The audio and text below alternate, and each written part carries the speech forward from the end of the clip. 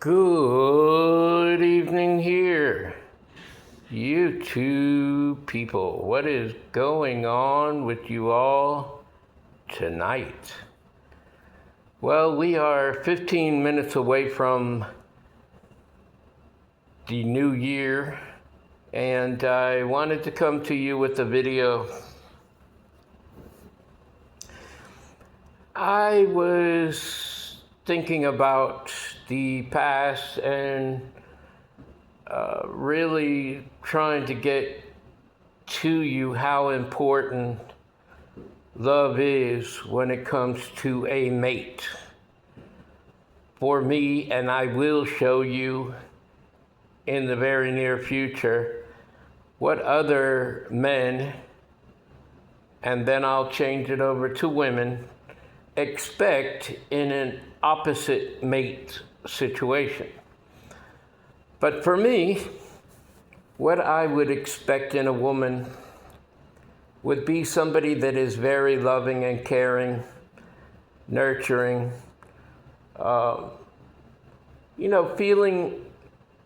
feeling for me the same way that I feel for them, because I've experienced women that really don't feel anything for me, never, and say some of the most disgusting things that I've ever heard in my life, and not like trashy stuff. It's just a lot of disrespect and things like that. I deserve respect in my life. I give respect in my life. And so if I give it, I expect it to come back to me. But unfortunately, in my whole life, I haven't really gotten respect from a lot of people. I mean, truly enough, I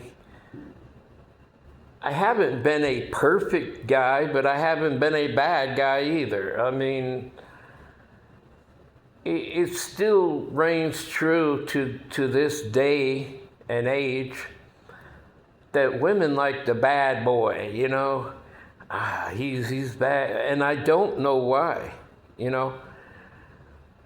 Why wouldn't you want a good guy that will take care of you, a good guy that will listen to you when you need to be heard, a good guy that will do whatever it takes to make you happy, but you also have to do whatever it takes to make them happy also. It's a two-way street, and that's where we lost it. We have totally lost it. It's like, why? Why does it always revolve around you? And there's not a lot of women for men to choose from out here because they all seem to have that same mindset. And I'm not going to say every last one of them because not every last one of them are like that. I mentioned Donnie Wiggins. Donnie Wiggins is a beautiful person. She's beautiful inside, she's beautiful outside. She has a beautiful personality, and I have met a lot of women like that, but not more than I've met the opposite of that. And it just becomes an epidemic. It's like COVID or something, Everybody has it, I mean, it's just like, it's gone way too far on the left-hand side, way too far. It's always me.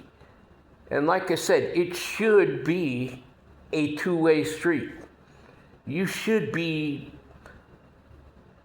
in a position to say, you know what, I'm getting older, I want to settle down with the right guy.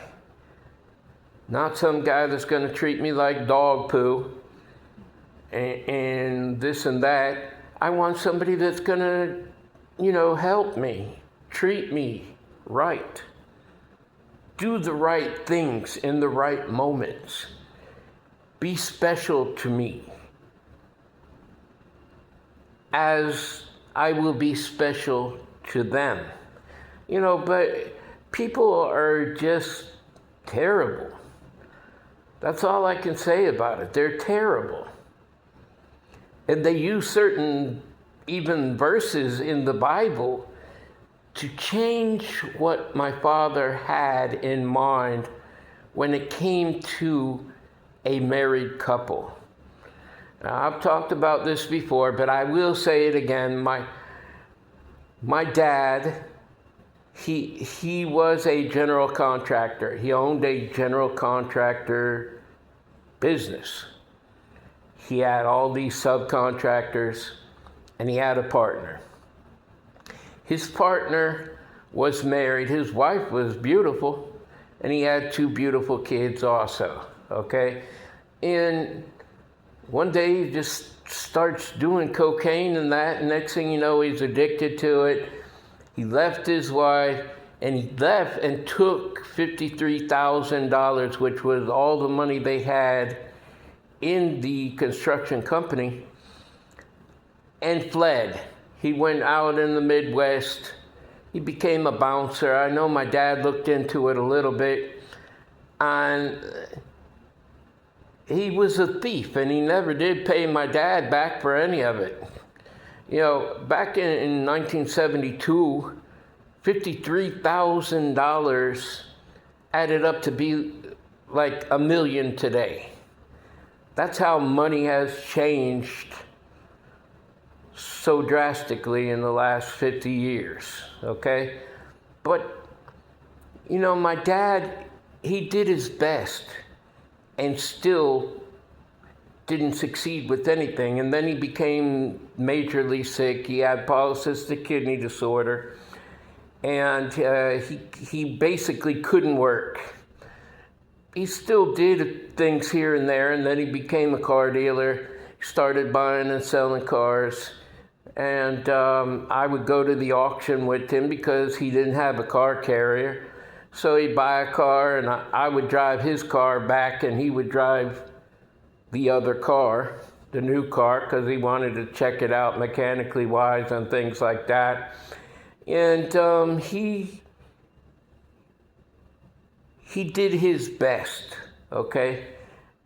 You can't say his best wasn't good enough because he was still supporting to much of a degree, okay?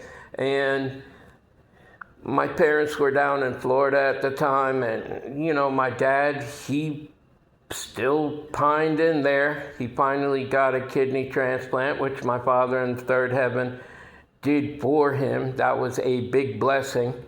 And kidney transplants really don't add up to much of anything. I think 12 to 15 years they have a life expectancy of, but my dad went 30 years with that same kidney. Then it started to fail just before he passed away. He went back, and they were saying he might be too old to actually get another kidney, but they were putting him down on the list once again. He had a heart attack, and they did surgery on him during that time. They put staples into his chest. I mean, from the sternum on down to his stomach. And it was a sad sight. That was in January, and he passed away in April. You know, he got a perforated ulcer on his colon wall. It ate into his colon, and the stomach acid from inside of his colon started eating away at his organs in his body. It must have been a real terrible situation, but it is what it is. You know, he did his best, and he tried. He was a fighter. He wasn't gonna go out like that, but this very last time, it was just too much for him. It overtook him, and I actually went into the hospital by myself. And I talked to the doctor, and I asked the doctor, what is the chances of him coming out of this whole situation? He said, very bleak, maybe a 1%, okay?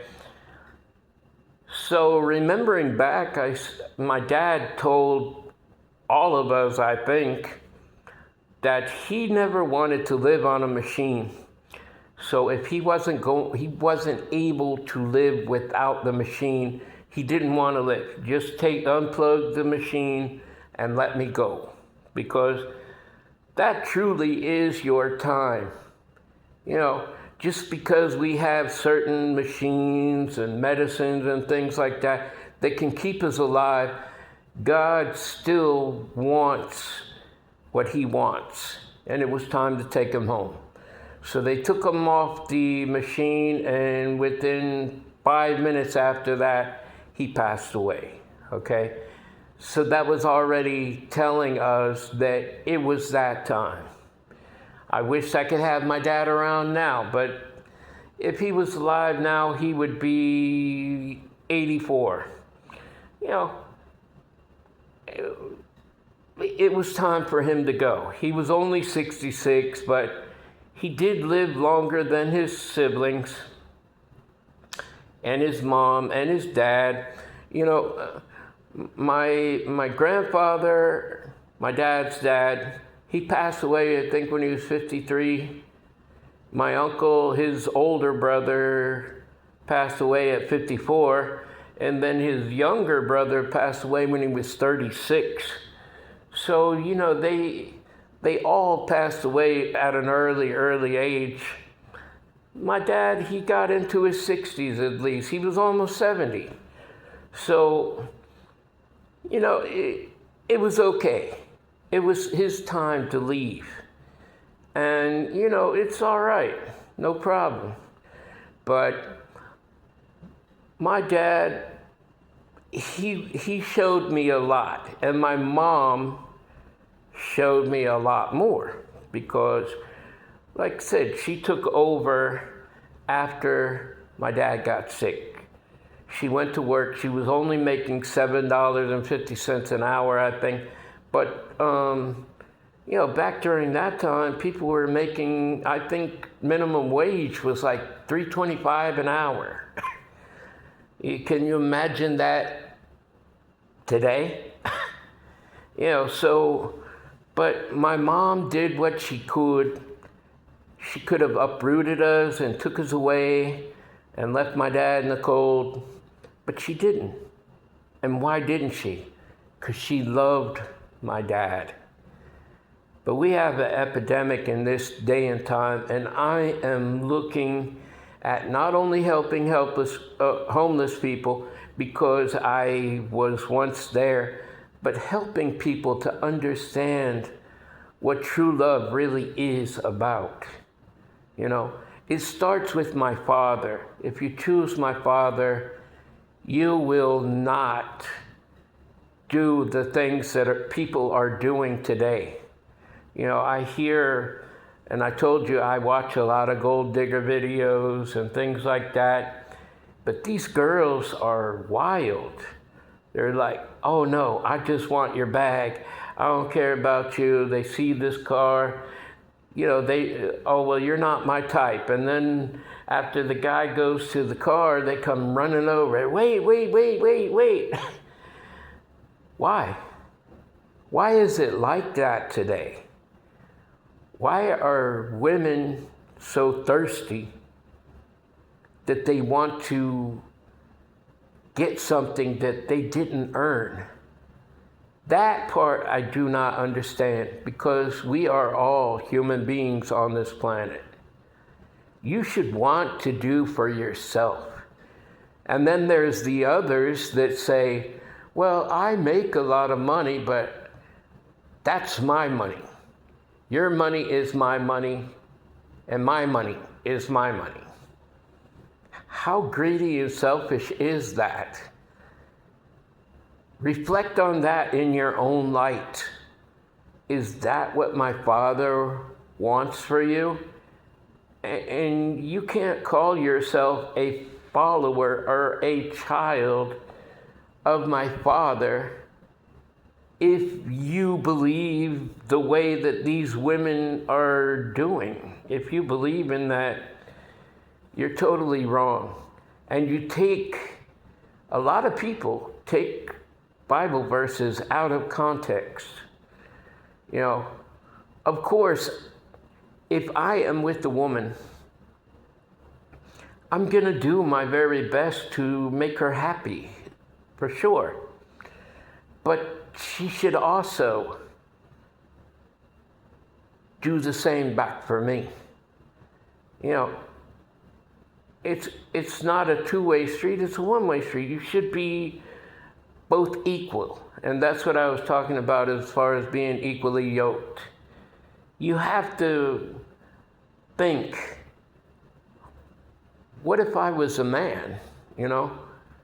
Would I want a woman to treat me like I'm treating them? No. So why will I treat them like that? Put yourself in a man's shoes. You know, and I'm not trying to offend any women. I'm sorry, but I'm not sorry. I'm telling you, you wouldn't want that same treatment if it was you. You know, it's just a matter of a sexual organ. That is all the difference between you and I, okay? I believe in taking care of my significant other, but you should also believe in helping out, especially if I needed it.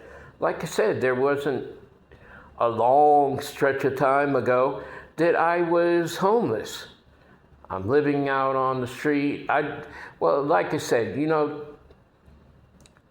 2 of the first 5 years that I was homeless, I stayed indoors every day. So I didn't have my own place, but I had my own place. I wasn't like sleeping out on some park bench or something like that. And then there was a rooming board place that I had for a short time. A woman at a nail salon, she gave me a big heavy sleeping bag and a tent. And I stayed in a tent for a while. So I still had a domain. It wasn't like I didn't, you know, I was just laying here in the middle of the sidewalk or something. But I did do that for a short time. But it was still, like I said, it wasn't exactly how you might imagine it. I always had help. Donnie Wiggins was one of the ones that helped me.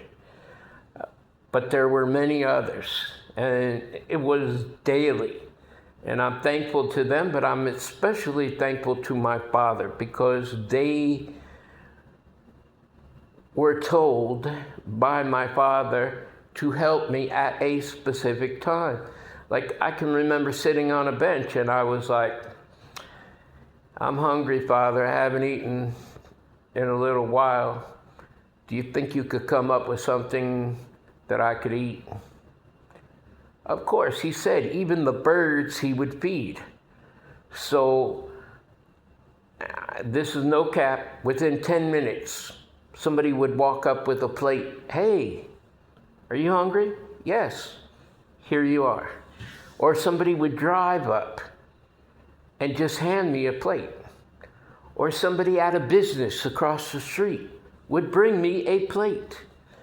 I never went days upon days upon days without any food. I never did. I always had everything that I could possibly need, and then some. And I'm very grateful for that. But you know, that's how it actually went. And nevertheless, I am grateful and thankful for all of that. But if I was with a woman at that time, I would have an expectation of her helping my situation, you know? Even if she wasn't working before that, get a job, help me out, help lift me up. And then, when I'm back on my feet again, I'm gonna help you back, of course, or I'm gonna take over the whole situation because I am the man. I believe in that, okay? It doesn't mean that you could, you know, be like Peg Bundy and sit around and eat bonbons all day and watch Oprah Winfrey. But you should have a mindset that you want to help out any situation. And most of the women out here, not all of them, I would say it's about 92% of all the women out here have a mindset of you do for me, me, me, me, me, me, me, and I'll never do anything for you, you know?